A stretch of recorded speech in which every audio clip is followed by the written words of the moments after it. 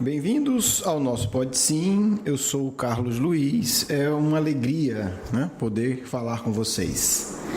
Hoje nós vamos iniciar a segunda parte, de acordo com a divisão que a gente fez do outro programa, do livro A Grande Espera. Nesta segunda parte, nós teremos duas partes. A primeira parte nós conversaremos hoje, no programa de hoje. No programa seguinte, nós já vamos concluir a segunda parte. E no programa depois, nós concluiremos esse livro, E aí passaremos para outros temas, outros assuntos.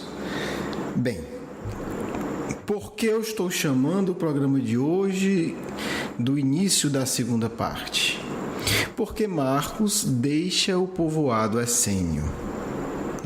Até o programa anterior nós falamos sobre o percurso do Marcos desde o nascimento no lar romano até as tarefas terapêuticas, junto com Alexandre, no povoado dos essênios.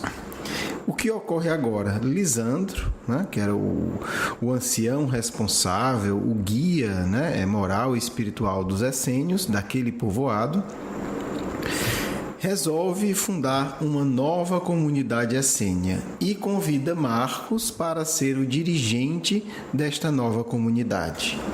Marcos conta aí por volta dos 13 anos de idade, alguma coisa em torno disso, não muito mais, não muito menos, e ele vai coordenar um grupo de jovens, que também estão ali no povoado essênio, bem como as pessoas, que já tinham convivido com ele, porque esse povoado, se vocês lembram, ele vai ser construído na chácara que acolheu Marcos após a prisão do seu pai, por ter libertado os escravos romanos, a Chácara das Flores.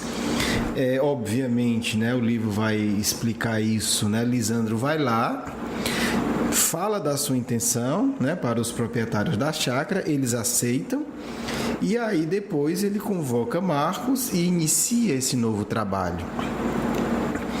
O trabalho inicial, na verdade, é a construção das próprias casas onde os jovens irão morar, durante o seu período de aprendizado naquele povoado que está sendo fundado. Bem, nós não vamos falar aqui muito dos detalhes, vai caber a vocês, que não leram, que já leram, releiam, para, se quiser revivar os processos todos. Nós vamos colocar uma questão central, Como praticar a verdadeira caridade? Quais são os requisitos? O que de fato o cristianismo e o espiritismo entendem por caridade? E é interessante porque nós estamos vendo um personagem antes de encontrar o Cristo, e ele já tinha uma concepção cristã. Por isso a gente vai ver no próximo programa, muitos confundem ou não entendem claramente essa relação entre os essênios e Jesus, mas isso é um tema para o próximo programa. O fato é que Marcos vai implementar a vida essênia ali. E é interessante uma passagem que uma pessoa, a Ruth, queria saber de Marcos como tinha sido a vida dele no povoado essênio. Isso no início, quando ele retorna para criar um novo povoado. E ele diz simplesmente: não percamos tempo para que eu explique tudo. Vocês conhecerão o que eu aprendi a partir da minha vida. E essa é uma lição importante, quer dizer, não estamos falando de intelectualismo, estamos falando de sabedoria que se observa na forma de viver, a forma de viver. Bem, o fato é que o trabalho inicia e meses depois, no momento que Marcos acha oportuno, ele comenta com muita tranquilidade: é preciso que nos preparemos, pois uma prova difícil se aproxima.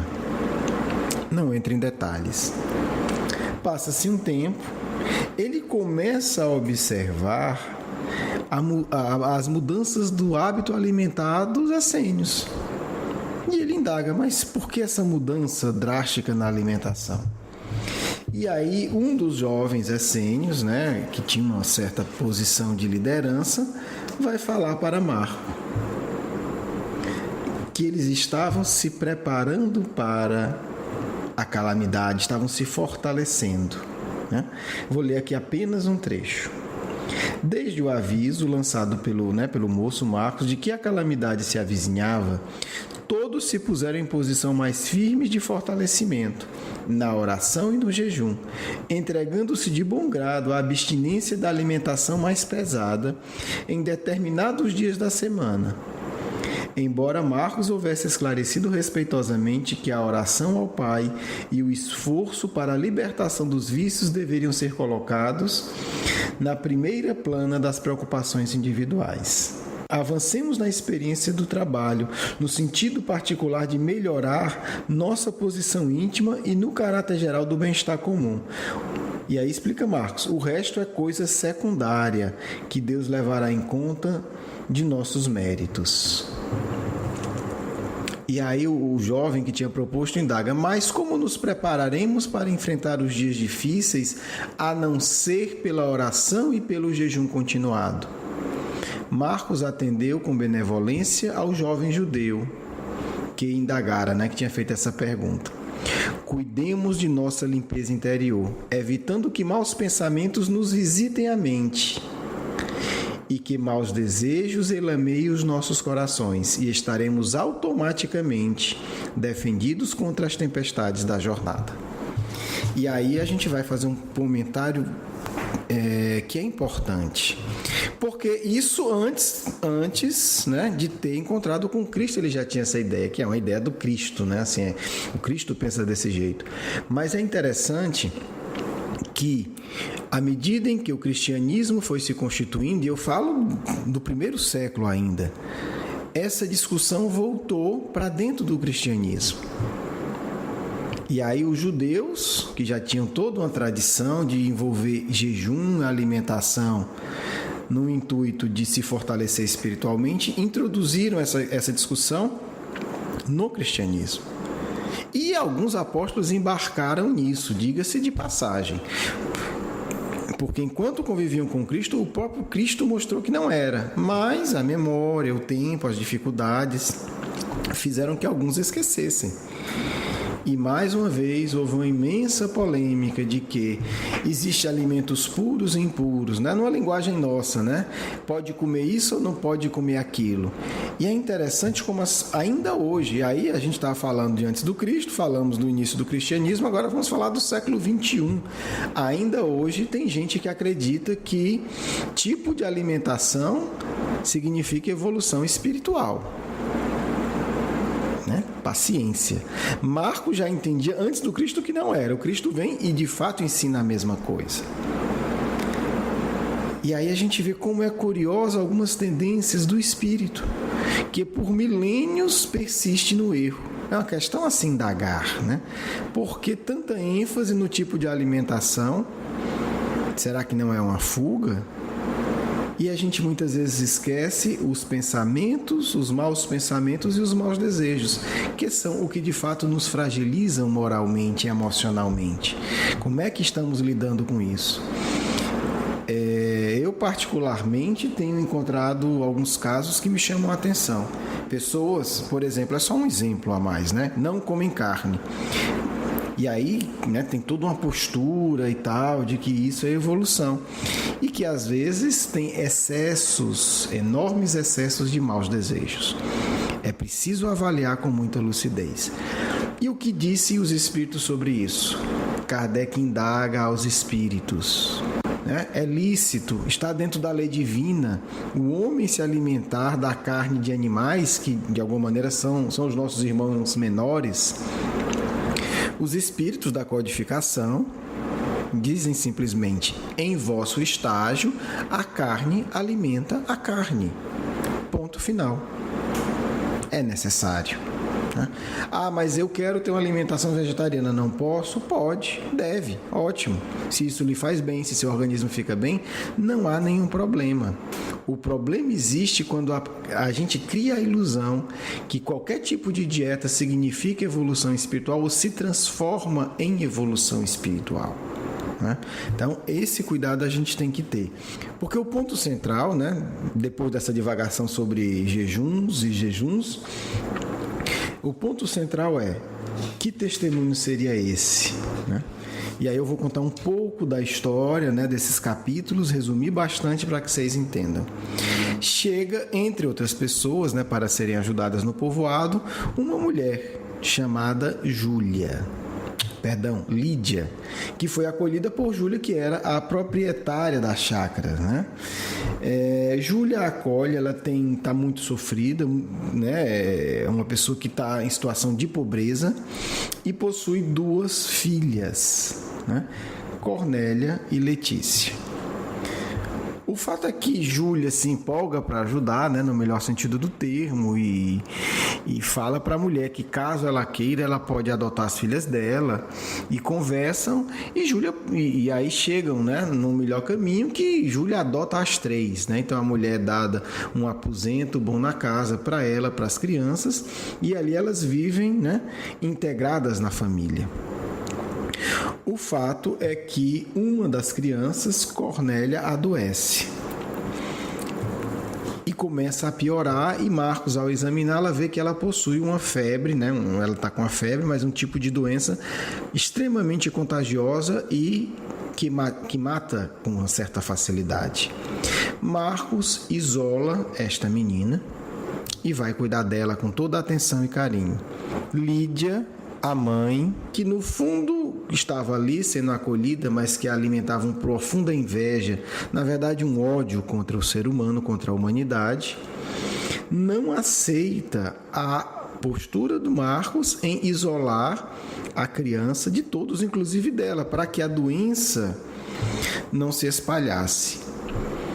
O fato é que Marcos começa a cuidar dela noites e noites, além do trabalho do dia, cuidando, utilizando as plantas medicinais que ele aprendera, né, no povoado essênio que ele iniciou, utilizando-se da energia, utilizando-se da oração, ele vai cuidando de Cornélia.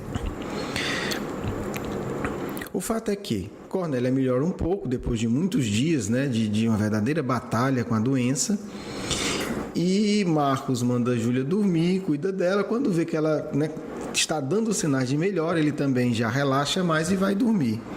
Nesse momento, Lídia, a mãe, pega a filha Cornélia e sai com ela e vai mostrar ela para a criança, né, no intuito de mostrar para a outra filha e de quebrar o isolamento dela. Quando o Marcos se apercebe, acorda, vê o colchão vazio, corre, pega a menina de volta, e aí 2 lágrimas descem de seus olhos.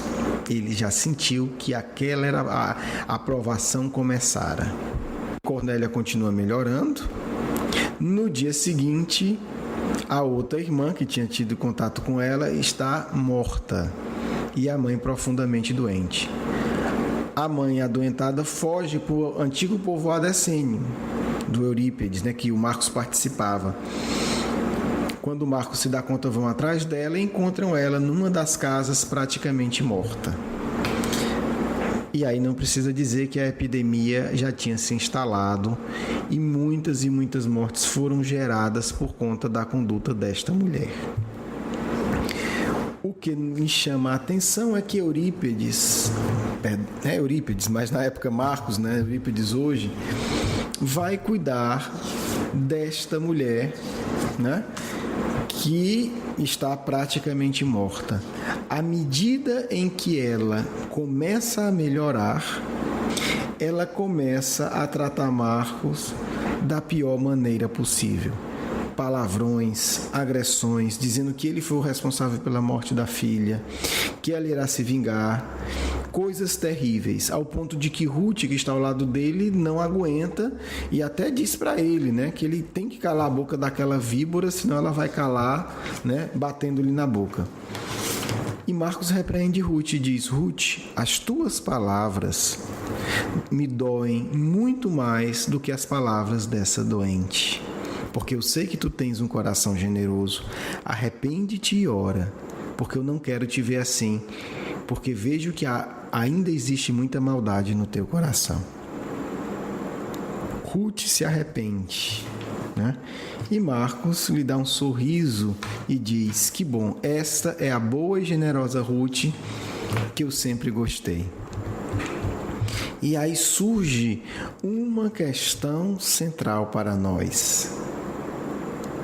Estaríamos ou estamos preparados para enfrentar uma situação dessa? Quer dizer, esta mulher estava na miséria, foi acolhida como uma pessoa da família. Sua filha adoece, Marcos cuida dela com toda a prioridade. Ela, por uma questão de revolta, arranca a filha dali, contamina a outra filha, é responsável pela morte, adoece e espalha a doença. E aí Marcos a acolhe semi-morta e vai cuidar dela com todo o desvelo e carinho.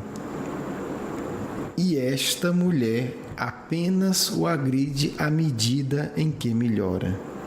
Se fôssemos nós, como reagiríamos? Provavelmente não suportaríamos tratá-la, né? É bem possível que sim.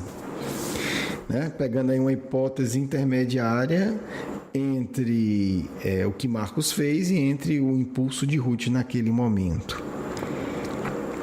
A questão que isso nos traz é a seguinte, né? Ela, enquanto ela melhora, mais ela acusa Marcos, inclusive dizendo que vai levá-la aos tribunais romanos pela morte da filha, né? da Letícia. O que é necessário para que nos preparemos para um dia conseguir ter essa grandeza que Marcos teve há 2000 anos atrás? Quer dizer, ter o coração educado, pacificado, equilibrado a tal ponto, né, que o torna capaz de amar e cuidar com desvelo uma pessoa que não apenas o agride, mas que trouxe a morte e a desgraça para o local em que ele é o responsável. Né? Vamos imaginar hoje o que seria, né? Um grupo que você é o responsável, acolhe uma pessoa, né, que a filha adoece, que você cuida com amor e que no final das contas ela espalha a epidemia para todo o grupo que você é responsável. Ainda assim você vai cuidar daquela pessoa e à medida em que ela melhora, ela lhe agride. Como nos prepararmos para isso? Porque o fato é que cedo ou tarde nós teremos que ser capazes disso. O tarde pode ser milênios, séculos, mas o essencial é estamos nos preparando para isso. A nossa concepção de caridade nos gera o desafio emocional de amadurecermos até chegarmos a esse ponto. E aí é importante a gente avaliar como é que nós lidamos com as agressões no nosso dia a dia. Às vezes as pessoas nos agridem 0,01% disso e nós não suportamos. E aí é um ponto essencial do cristianismo, porque a vivência da verdadeira caridade requer, tem como premissa profundo amadurecimento emocional. Não são coisas diferentes. Às vezes as pessoas iludidamente dizem, não vou investir tanto no meu amadurecimento emocional, vou fazer a caridade.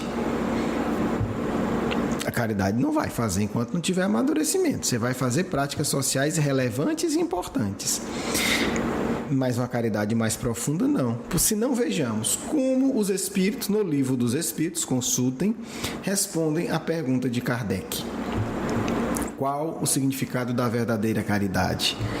Benevolência, indulgência e perdão das ofensas. A benevolência é a ajuda social válida, mas a caridade mais profunda vai sendo delineada aí no caminho. Indulgência.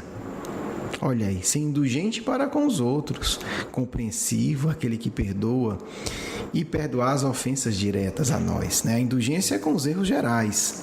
O perdão das ofensas é aquilo que nos fere diretamente. Então, Marcos vai nos dar esse exemplo um tanto chocante. Se a gente se colocar no lugar dele, a gente vai ver que é um desafio tremendo. A pessoa que trouxe o caos para a sua vida e para o seu grupo. Portanto, a gente deixa aqui essa reflexão. Estamos nos preparando para a verdadeira caridade?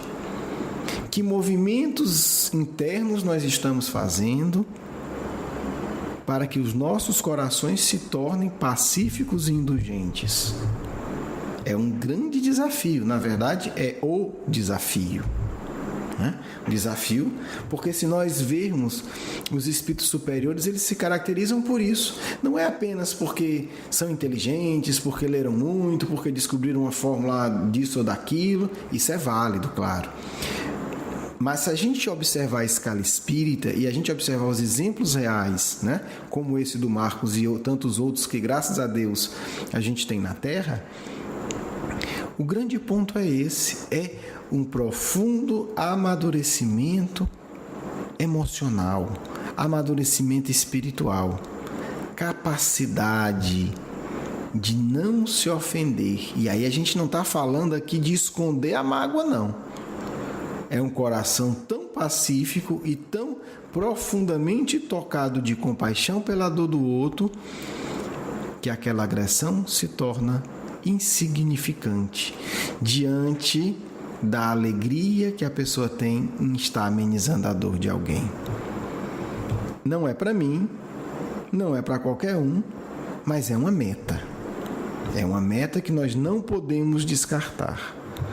Nem o extremo de fingir que se tiver alguém que seja assim, já me perdoou, certamente, mas uma parte de nós com certeza não é capaz ainda de fazer isso. Mas também não podemos simplesmente descartar, porque aí nós estamos descartando a nossa felicidade futura.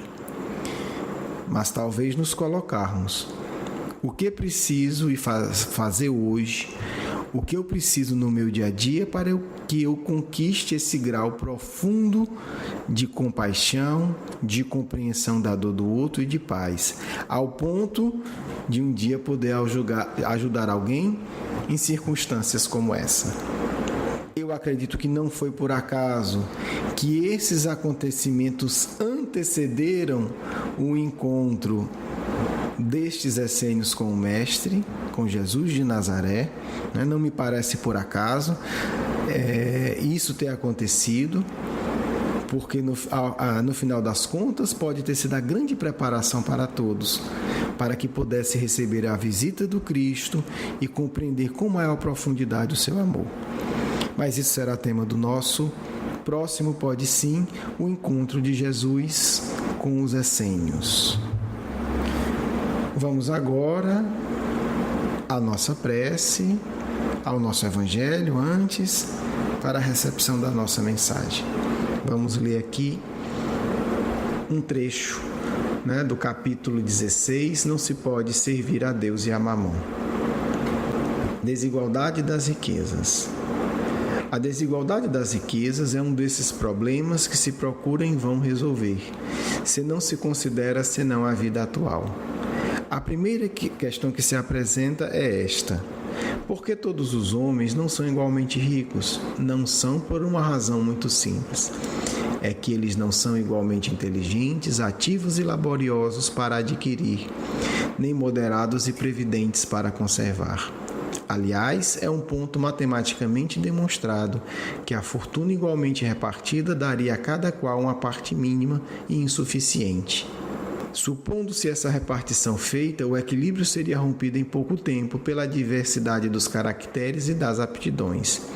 E que, supondo possível e durável, cada um tendo apenas do que viver, seria isso o aniquilamento de todos os grandes trabalhos que concorrem para o progresso e o bem-estar da humanidade, que, supondo-se que ela desse a cada um necessário, não haveria mais o aguilhão que compele às grandes descobertas e aos empreendimentos úteis. Se Deus a concentra em certos pontos, é porque daí ele se derrama em quantidade suficiente para as necessidades.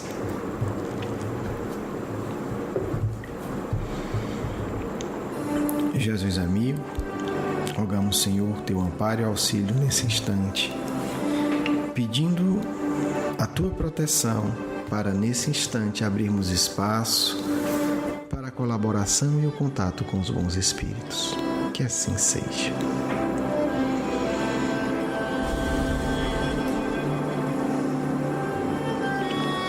A paz do Cristo em vossos corações.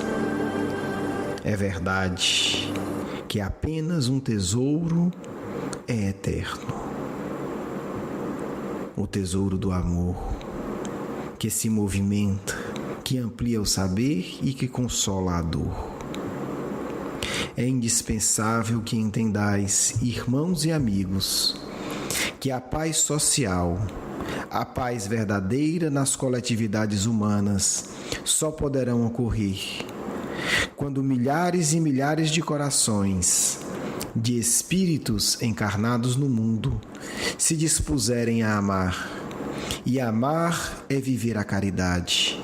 E amar é ser capaz, como foi Marcos, de doar-se plenamente, de não calcular as aparentes perdas que o outro traz, de não monetarizar as agressões do outro, de não sentir-se humilhado pelas palavras ásperas, de não ir cobrar o prejuízo causado pelas mentes doentias.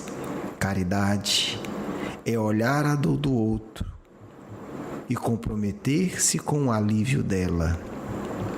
Mas é, acima de tudo, sem nenhuma dúvida, é olhar, observar em profundidade a situação espiritual do outro e comprometer-se em auxiliar, implementando o máximo de suas forças numa dinâmica equilibrada e continuada. Lídia, esse espírito socorrido por Marcos, transformou-se, graças à ação poderosa desse jovem, que não a abandonou ao longo dos séculos e a tornou-a uma amiga de seu coração, quando ela compreendeu o significado verdadeiro da palavra amor. Esse é o exemplo da caridade que queremos vos deixar hoje.